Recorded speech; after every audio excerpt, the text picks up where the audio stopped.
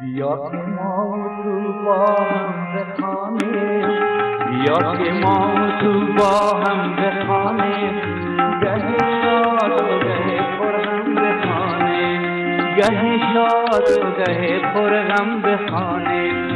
یکی از سوز دل از درد غربت، یکی از سوز دل از درد غربت، یکی از تاج این عالم بخوانیم، یکی از تاج این عالم بخوانیم.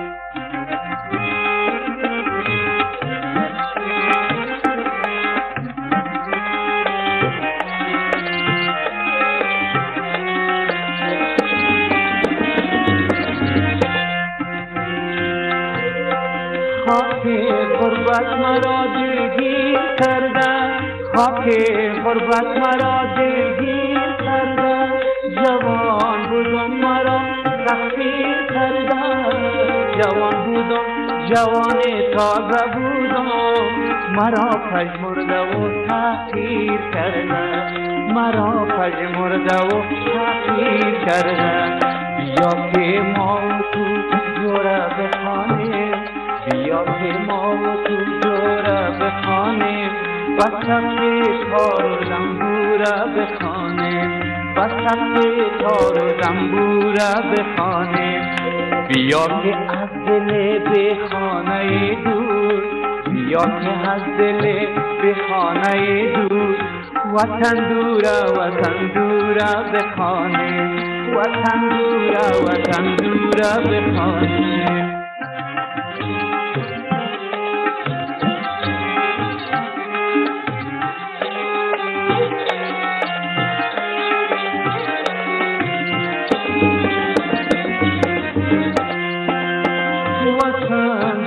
وطن دورا وطن دار، وطن دورا وطن دورا وطن دار، زمین بلدی وطن دورا وطن دار.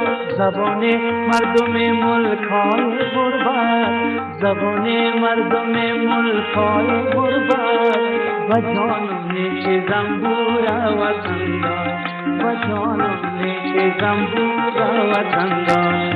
بیا که ما تو یک جا بخوانیم، بیا که ما تو یک جا بخوانیم، غزل سبک مولانا بخوانیم، غزل سبک مولانا بخوانیم.